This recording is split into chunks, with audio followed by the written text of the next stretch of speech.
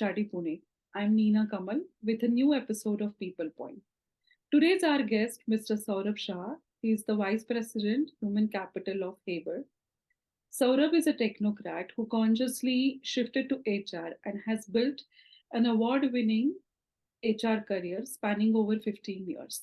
He's an expert of OD, he's people strategy, change management. His career has taken him globally through organizations like Photon Motors, Tata Technologies, Capita. And he is driven by creating wow employee experiences in his organizations. Saurav, very warm welcome to the show. And thank you so much for being here today. Thanks, Neena. It's indeed my pleasure and honor to be a part of this fantastic initiative of the NHRD Pune chapter. Thank you, Saurav. So Saurabh, you were speaking to me about employee experience, and you said how essential, how critical it has become. So can you tell me, can you elaborate the concept a little bit? Say, for example, if we talk about employee hiring in traditional world as well as in today's hybrid world, how can we start by creating employee experience? Uh, let me take a step back and what do we mean by creating employee experience, right? The employee experience means, how do you really make the individual feel through the entire process? What is the experience you would want an individual to carry with himself or herself through this entire process? And it is basically, building from those roots, the first connect with an individual from the HR function. How does the connect get established? And, naturally, how does it really, progress? Is each, it is every element of that process. How do we really make it very, very natural? So Yeah. that is really, what employee experience is all about. And I operate from that thought process that, even if things don't work out for an individual, he or she should carry a wow experience along with him or her, because that is where brand building happens right from the root. Absolutely. Absolutely. Like talent retention. Now it has become such a critical area for HR people. But if we look at building employee experiences, it should help us in managing our retention challenges also, isn't it? Yeah, yeah, absolutely. So again, so like, employee experience is a journey, and it really starts when the first connect happens with a candidate. How are you making the person feel through the entire process? Consistency of the way we are treating an individual is the key to create this experience. Second part of it is communication. How proactive are you in the communication? And I'm somebody who strongly believes that, good news should travel fast, Yes. but bad news should travel faster, because that is where, the real sense of us is. How do you communicate the bad news? Because good news anybody can communicate. So Yes. again, these are important elements of creating employee experience. And as you go through this journey, as we go through this process, right, retention is only an outcome of this entire process. And there could be retention, which could come through various avenues. It could be through creating internal opportunities. It could, come in through creating internal leadership, assignments. It could be, at times monetary as well. Yeah. But retention, as I said, from my perspective, is an outcome of the entire process. What all ingredients you put into that mix, and then the final outcome comes through. So, and then, again, by creating an employee experience or wow, sustainable employee experience, you create that emotional bond, which I think has been one of the key aspects spoken of the Great Resignation, which has been going, or which was there. That the emotional connect, the emotional bond of an employee with the organization was missing. And that's why it was easier for the individual to switch from one company to the other company to the third one, and we saw a plethora of resignations coming through. And in my previous organization, one of the key factor for us was how do we really make sure that there's an emotional connect with an employee? How do we make sure that there's an alignment from a goal standpoint? How do we make sure that, and in my current organization, right, for us, cultural alignment is the key factor. How does the individual align from a culture standpoint? How does the individual align to the goal of the organization? Because, you know, uh, employee experience, as I said, right, I think I've said it multiple times, it's a journey, it's a process, and all of these become important ingredients of that entire journey. So how do you communicate, how do you treat the person, how do you align the individual? All of this become an integral part of the journey. Absolutely. I mean, I remember our conversation. You mentioned that when the person is joining you, when you make an offer, how do you keep in touch with that person till the time the joining day? How do you keep in touch? And even such simple things also make a huge difference, isn't it? Yeah, and see, again, I've been a strong believer that whatever you do, the intent should be very genuine while you do it. And if you make it appear very natural, then you also don't need to take very specific efforts as such, because then it gets very very very naturally ingrained in us to really follow that process. And let me give you an example, right? See, the entire recruitment process, right? You do it hybrid, you do it in person. Consistency is one of the key element of the hiring process. How well is the prospective employee informed? When you made the first connect, did you really speak about the organization? Did you really speak about what the role demands? Or did you really hush hush and then finish up, are you interested? What's your current compensation? What's your expected compensation, notice period, and and be done with it? Or did you really have a conversation? It is very important to have a conversation. And that's how you start this entire process. So how quickly and easily did you take the person through the process? Did you make sure that there's a constructive feedback going back to the individual?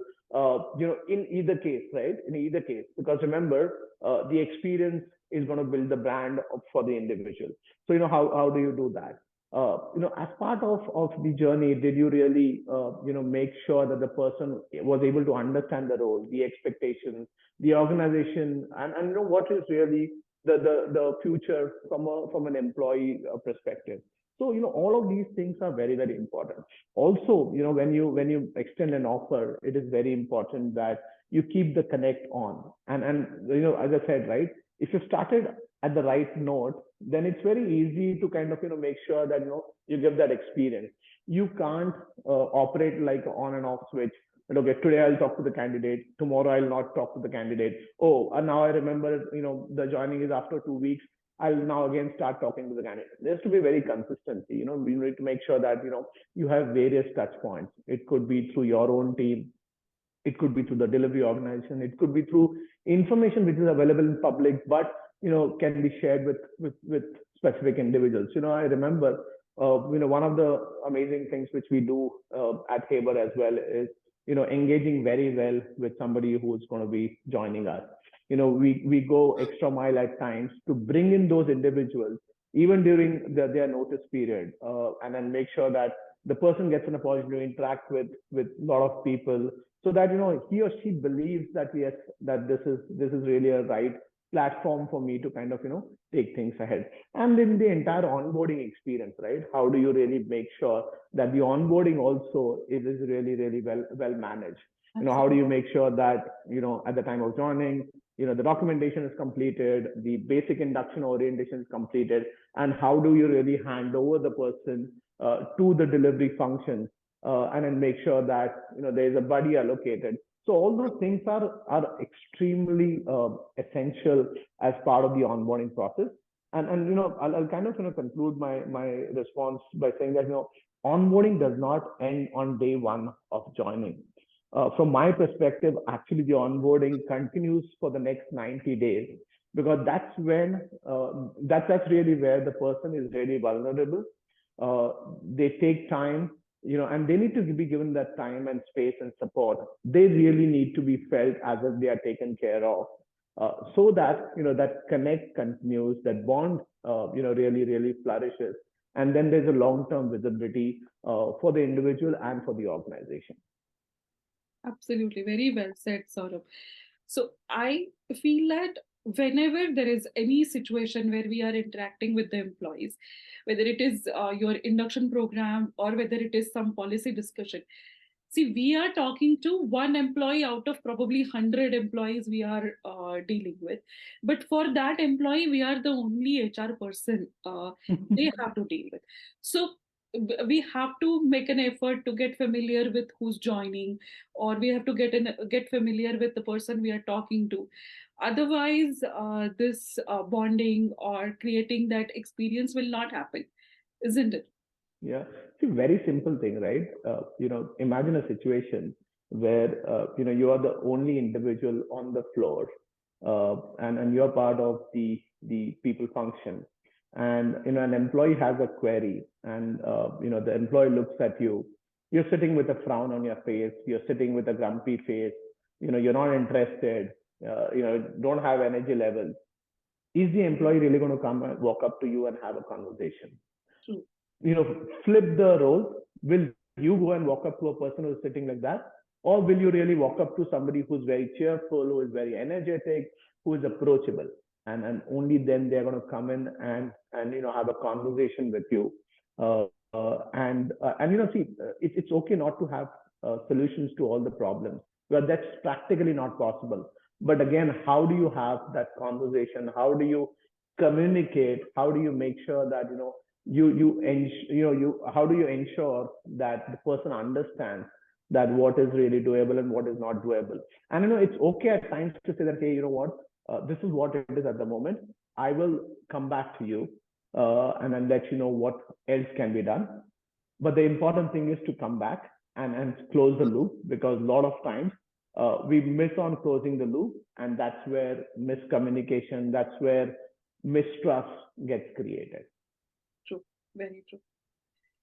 So, Saurabh, tell me, how do we create this sort of like a culture of employee experience building, and how does top to bottom or bottom to top the cycle impacts this culture, and what can we do about it? Sure. See, there's no one solution to this. And I was speaking to a very senior, a person yesterday about culture, and he mentioned something very, very, very, amazing. He said culture needs to be there in the air. He Yes, said you can write down things what you expect as part of the culture. You can do n number of things, but you can't say that you can't publish a document saying that hey, this is my culture. Culture has to be in the air. Culture has to be felt. And I think it's not only top down, right? It is actually a 360-degree approach to culture building. And one of the most important element of culture building is the value system. How strong are the value systems of the organization? How important does the management look at these values? How much importance is given to these values being part of the outcomes we create every single day? That is where it all really starts. So how do you start building on your values? How do you really derive competencies out of your values? How do you derive behaviors out of those values? And how do you really align all of those behaviors to the outcomes you want to create from a business perspective? So, from my perspective, culture is something which should be in the air. It should drive the right behaviors, and it should really compel. It should be like that rocket fuel, which will propel the rocket and then really take it to the outer space in no time. true, very true. And unless all of these expectations are not published as behavior statements, they won't be clear to the employees, and that is one of the major missing pieces most of the times, is that we have concepts, we have definitions, we have documents which talk about values and competencies and culture, but if they don't tell employees what is expected out of them through their behavior, then Yeah. probably they will just become a theoretical document.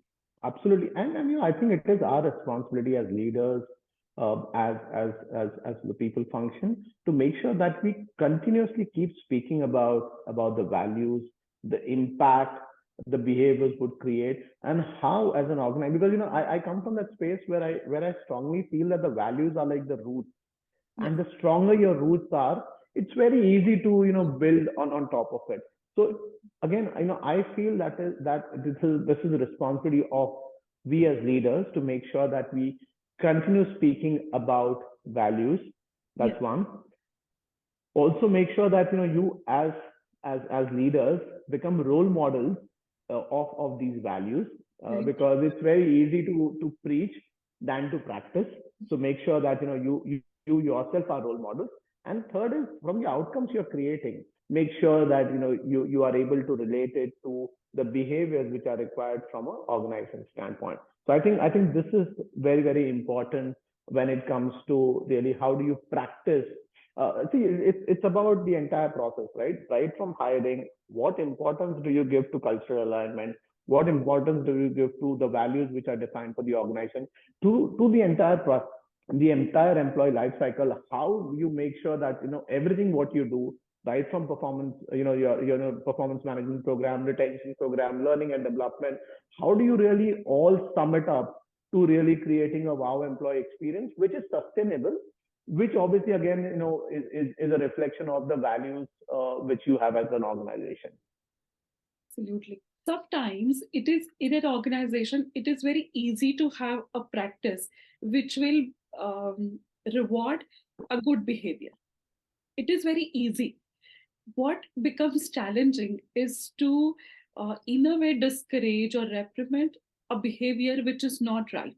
The onus is a lot on us as leaders, where we are the ones who need to really be assertive and know what is acceptable and what is not acceptable needs to be a very, very clear bifurcation. And I think as leaders we need to make sure we walk that talk. And I'm really proud to say that the organizations where I've worked, I mean, that my current organization, my previous organizations, I was fortunate to have leaders around who were very, very principally very strong, and who believed that values is the way of working. And then any wrong behavior, even if not pointed out by an employee, we had the authority and the power to pick that behavior and say that, hey, this is not acceptable. I have seen at times that we had to take tough decisions, uh, could have impacted business, but then I was really very, very supported to make those decisions. My current organization, Haber, right? We strongly believe that culture and values are the most important element of really even existing in business, and that then makes job of me as a people leader really, really very easy, because there is no confusion. It is very clear what is acceptable and what is not acceptable, and what is not acceptable has to be communicated. And then see, you don't need to reprimand in the first instance. You need to communicate, coach, change, and if not, then really penalize. But then that's a process which we need to go through. And as a people leader, you become the custodian of providing this governance, and you got to be like that torch bearer who will make sure that everything is following in that right spirit. Brilliant. Excellent. Great insights into employee experience building, Saurabh. Now to the next segment, which we are calling rapid musings. These are like Okay, quick questions, and we want some quick answers from you for that. Is that okay? sure. All right, great. So, who do you consider as your HR guru? Well, I've been very fortunate to have HR as well as non-HR, professionals who could be my guru. And I was fortunate to be introduced to the HR world by Joy George, who has been really with me for all these 15 years. But then it'll be unfair on my part to say that it's been only one individual. There have been so many other people in this journey. And I'll tell you, I know it's a rapid fire, but I can't resist saying this. My the people who have worked with me, my team, have actually been my gurus. They have been the strongest people I have ever met, and I attribute a lot of my success to these people because they contributed in my success and they helped me grow where I am. So I would say that along with all my mentors, my team has been my guru wherever I have worked. Brilliant. Wow, that's amazing. All right, next question. Your favorite HR book? Leading without a title. Leading without a title. Yes, or, yes, or probably a leader without a title. yes, yes. That's something which I've loved. The other book, HR Value Proposition by Dave Ulrich. Yes. Again, that's been like a Bible to me, and I read about a lot of concepts from that book. So I would say that these two books really resonate with me. Fantastic. What is your people mantra? People mantra is very simple. Be genuine. Make sure that you have the right intent. It is okay to take difficult decisions, but the execution of those decisions should be with the right intent, looking at the larger interest of the organization, of the individual, and make sure that there is transparency and fairness in the entire process. Great. Great. And I think one more is believe in your people. Believe in you. Very good. That's brilliant. All right. So, what is the most crucial HR skill in your opinion? Empathy. Oh, okay. Because ours is a very tough profession, but unless we are empathetic, we will not be able to really move in the right direction.